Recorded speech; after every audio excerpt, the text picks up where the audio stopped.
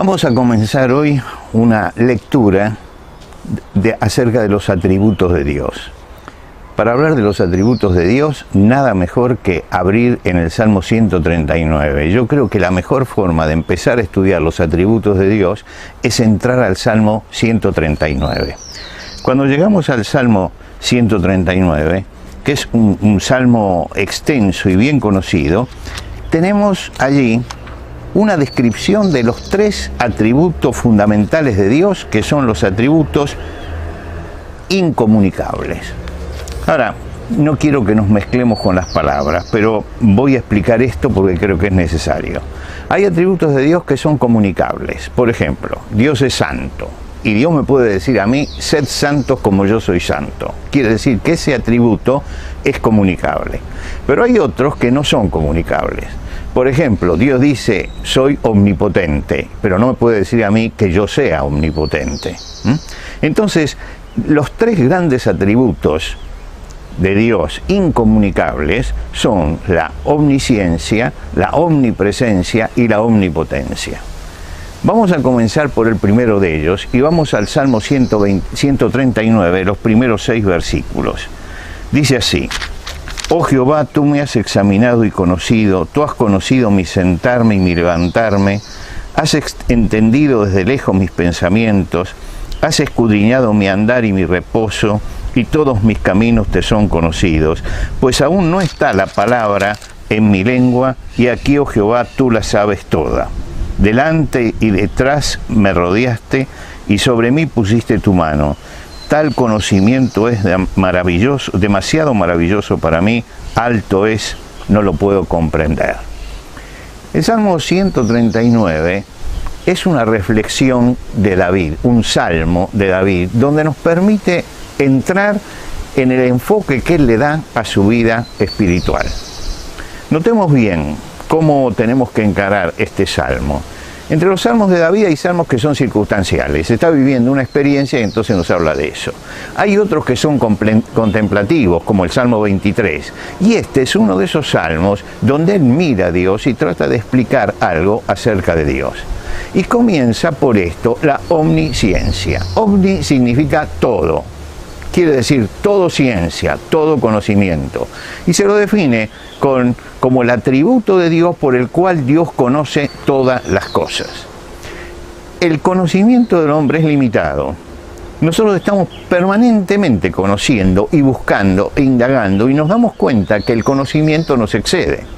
Por eso, sobre todo al final del siglo XX y en el siglo XXI, estamos hablando de interdisciplinario. Es decir, necesitamos juntar disciplinas para tener un conocimiento más completo. Pero sabemos que una persona no puede tener todo ese conocimiento. Por eso nos reunimos en juntas interdisciplinarias. Para el hombre el conocimiento siempre es parcial. Pero Dios domina todas las cosas. Si hay algo que Dios no puede hacer, es adquirir más conocimiento. ¿Por qué? Porque lo tiene absolutamente todo. Él conoce el pasado, pero también conoce todo el futuro, y nada lo puede sorprender, porque el que conoce todo, nada lo sorprende. Ahora, ¿qué tiene que ver eso con nosotros? Esto es lo realmente importante, porque no es cuestión de estudiar estos atributos pensando en lo que son estos atributos, sino en saber qué tienen que ver con nosotros, con nuestra vida personal. Y David en este Salmo 139 justamente nos explica qué es lo que él veía que esa omnisciencia de Dios tiene que ver con él. Si él conoce todas las cosas, si él conoce todo, entonces Dios me examina y me conoce. Y a él lo que le interesaba no era que Dios conocía todo acerca de la astronomía, de la geografía, de todo eso. Lo que le interesaba es que Dios conocía todo acerca de él. Y cada hombre es un enigma, cada persona es un enigma para sí mismo. ¿Por qué? Al fines del siglo XX o a mediados del siglo XX comenzamos a pensar que el hombre no era, como decían desde el siglo XVII, como se decía desde el siglo XVII, un ser racional, que había muchas cosas irracionales en él.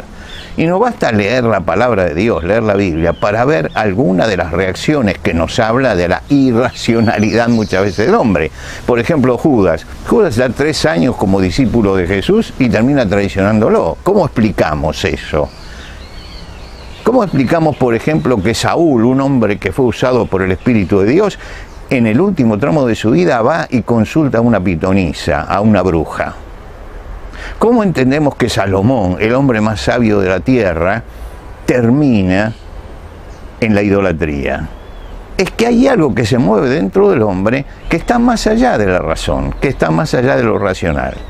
Ahora David dice que Dios nos conoce en la parte, en lo que nosotros conocemos, pero también conoce toda la otra parte. Entonces David dice, yo veo a Dios y sé que Él sabe cuál es mi sentarme y mi levantarme, cuál es mi andar y mi reposo. Está diciendo, Dios conoce toda mi vida consciente. Él se da cuenta cuando yo estoy en una actitud pasiva y cuando estoy en una actitud activa. Cuando me estoy moviendo y cuando me estoy quedando quieto. Eso Él lo sabe, sabe todo lo que hago. Pero inmediatamente dice, pero Dios también conoce mi subconsciente. Tenemos algo así como un sótano dentro de la mente donde se guardan cosas que a veces nosotros ignoramos que están allí. A veces tomamos una serie de fotografías de nuestra familia de hace años o del colegio y vemos unas caras y decimos, uy, yo me había olvidado de ¿sabes? Y ahí aparecen una cantidad de recuerdos. Y uno dice, ¿dónde estaba eso? Eso estaba en el subconsciente, estaba en el sótano. Yo no lo tenía presente, pero hay algo que me movió y entonces entré allí. Y dice justamente David, has entendido desde lejos mis pensamientos, has entendido desde lejos, como diciendo, no hace falta que el pensamiento suba, ya lo estás viendo, pues aún no está la palabra en mi boca y tú la sabes, tú sabes. Es decir, Dios es el que conoce eso que es el subconsciente, lo que está debajo. Dios sabe lo que va a salir de la boca. Dios sabe lo que estoy reprimiendo para no decirlo. Y Dios sabe la razón por la cual voy a decir lo que voy a decir y reprimo lo que reprimo. Es el conocimiento absoluto que Dios tiene de nuestra persona. Pero Dios también conoce el inconsciente nuestro. Dice Dios que llega hasta las profundidades de lo que somos. ¿Por qué? Porque mi embrión, va a decir al final de este salmo, vieron tus ojos y en tu libro estaban escritas todas las cosas que después fueron formadas. Quiere decir que ese mundo inconsciente, ese mundo que tiene una cantidad de cosas que a veces aparecen en los sueños y que nosotros decimos, pero esto es ¿de dónde sale todo esto? Esa mezcla de cosas. Esa Dios las conoce, es el único que puede entrar en las profundidades. El hombre intenta analizar todas estas cosas, intenta interpretar la vida consciente, por qué los seres humanos hacen lo que hacen, intenta ver cuáles son las motivaciones inconscientes, intenta escarbar en lo íntimo de la persona. Ahora, David está escribiendo este salmo hace 3000 años y él dice, Dios tiene un conocimiento absoluto de quién soy. Un conocimiento profundo de quién soy. Ahora, cuando uno piensa en la Edad Media, mostraban el ojo de Dios mirando a todos los hombres, vigilándolo, era un tema de desesperación. Para David no es un tema de desesperación, no es un tema de desesperación. ¿Y por qué no es un tema de desesperación? Porque si Dios conoce todas las cosas, Dios es el único que me puede ayudar en mi vida cotidiana. Dios es el único que puede orientar mi vida. Dios es el único que puede ir diciéndome cuáles son los pasos que tengo que dar. Y por eso el Salmo termina con una petición maravillosa. Examíname, oh Dios, y mira mi corazón. Pruébame y conoce mis pensamientos. Es decir, entra al fondo de lo que yo soy y ve si hay en mí caminos de perversidad y guíame por el camino eterno. Él miró el atributo de la omnisciencia de Dios y no se quedó en la teología. Él dijo, si Él me ve, es el único que puede ayudarme a manejar ese mundo interior. Es el único que puede examinarme hasta el fondo, hasta lo que yo no conozco. Es el único que puede guiarme. Y se entregaba a las manos de Dios para que lo guiara, porque sabía que para Dios no había ningún secreto. Lo conocía tan profundamente que ni él mismo se conocía. Y esa entrega al Señor, esa apertura al Señor, es totalmente distinto a lo que sucedía en la Edad Media. No era Dios un Dios peligroso que ve todas las cosas. Es Dios que puede analizarme, puede examinarme y puede ayudarme a seguir adelante. Seguimos en el próximo encuentro.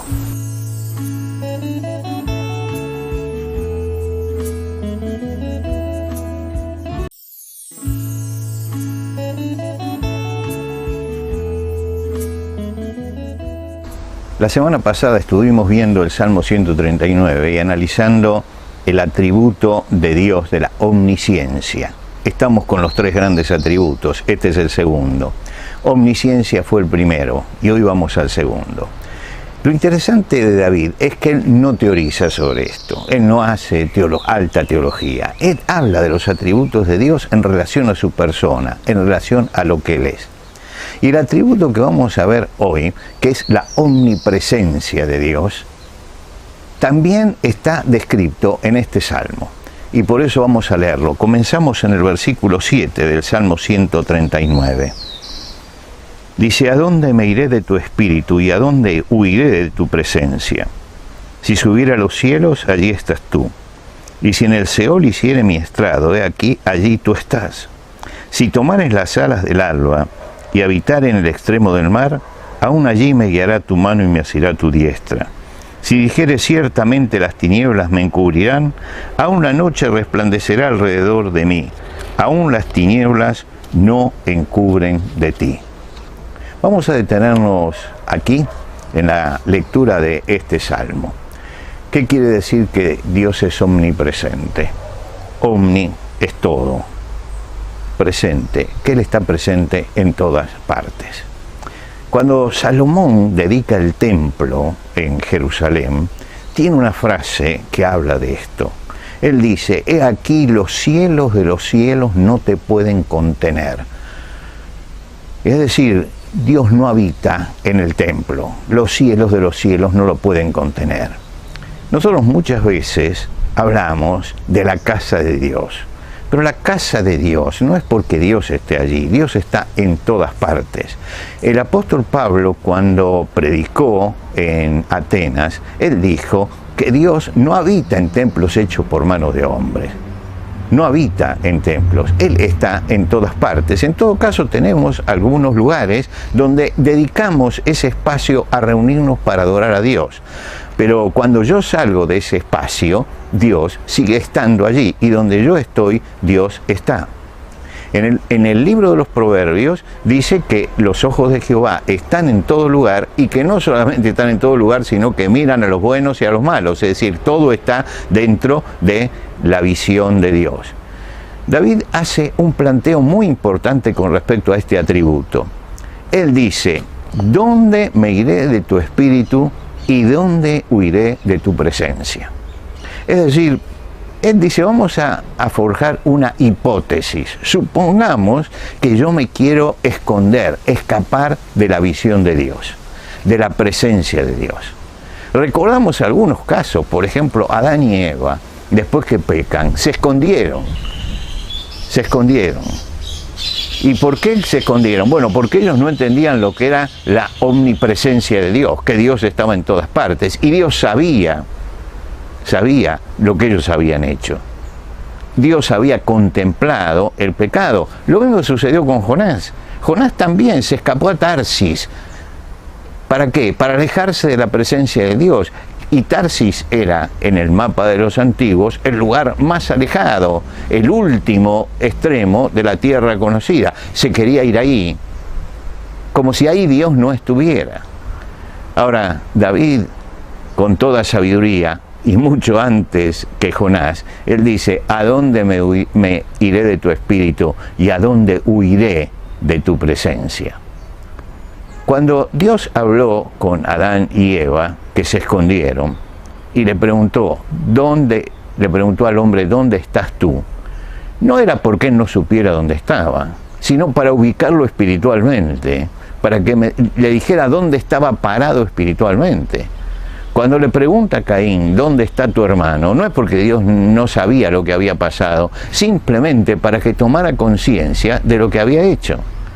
Quiere decir que Dios es un Dios omnipresente. Y nos dice David en este salmo, si subiera a los cielos, allí estás tú. Es decir, lógicamente me voy a ir a los extremos, entonces subo a los cielos. Y uno dice, bueno, si llego allá, allí tú estás. Pero él dice además, pero si bajo a las profundidades del sepulcro, a lo último, al mundo de la oscuridad, allí también tú estás.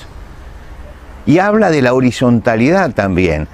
Si tomar las alas del alba y habitar en el extremo del mar, aún allí, es decir, en el extremo, tomar las alas del alba. ¿En qué pensaba David con las alas del alba? Y estaba pensando seguramente en lo que nosotros conocemos como la velocidad de la luz, las alas del alba que se extendía la luz. Bueno, si yo tomara esa velocidad y me fuera hasta el extremo del mar, hacia la otra punta, aún allí me guiará tu mano y me asirá tu diestra. Dios había estado siempre con David y David había experimentado en su vida la omnipresencia de Dios. En la soledad del campo, cuando venía el león y el oso, allí Dios estaba. Y en medio de la multitud, cuando él enfrentó a Goliat, allí Dios estaba también. Cuando Saúl le tiró la lanza para matarlo en el palacio, Dios estaba allí. Y Dios estaba también en el desierto cuando un ejército de 3.000 hombres lo perseguía, y estaba en Filistea cuando él simulaba que estaba loco. Es decir, él había experimentado en los grandes momentos de su vida siempre la presencia de Dios, sosteniéndolo, librándolo, guiándolo. A ese Dios que estaba siempre presente. Esa conciencia de la presencia de Dios es algo muy importante en la vida de todo cristiano, tener conciencia de que Dios está aquí, siempre, siempre. No solamente cuando estoy dentro de un edificio, de un templo, puedo decir Dios está aquí. Dios está aquí en este momento. Donde estás, Dios está aquí. Esa es la omnipresencia de Dios. Para el que vive en su pecado, la omnipresencia de Dios, usted se acuerda del ojo que hablamos la vez pasada, que mira desde el cielo, es tremenda. Es tremenda. ¿Por qué? Porque no me puedo escapar. Pero para David no es tremenda. Para David, él siente que aun cuando él tome las actitudes extremas de escaparse, siempre Dios va a estar con él. Y aun cuando las presiones lo lleven allí, siempre Dios está con él. La carta a los Romanos, el apóstol Pablo dice, ¿qué nos podrá separar del amor de Cristo? Nada. Donde yo esté, el amor de Cristo está conmigo. Si Dios es por nosotros y si está conmigo, ¿quién contra nosotros? Fíjense, cuando ustedes toman un avión para ir, no importa la distancia, ese avión está siempre radarizado. Es decir, hay un espacio que capta un radar, pero cuando él sale de allí, entra al espacio donde otro radar lo está captando. Y eso le da seguridad al avión, porque siempre está debajo del ojo que lo está mirando y que está mirando su trayectoria. Ahora, para alguien que no cree, el ojo de Dios es tremendo. El radar de Dios está viendo todo lo que yo soy. Para David es una bendición el radar de Dios. ¿Por qué? Porque significa que siempre estoy monitoreado por Dios, que en todo momento estoy monitoreado por Dios, que en todo lugar yo estoy bajo el radar de Dios, y esto me da seguridad. ¿Por qué? Porque si soy un hijo de Dios, ese radar no me asusta. Yo sé lo que Dios ha hecho por mí en la cruz de Jesús, y sé lo que significa el amor de Dios. Por lo tanto, el radar de Dios sobre nuestra vida, la presencia permanente de Dios con nosotros, es la gran bendición que nosotros tenemos.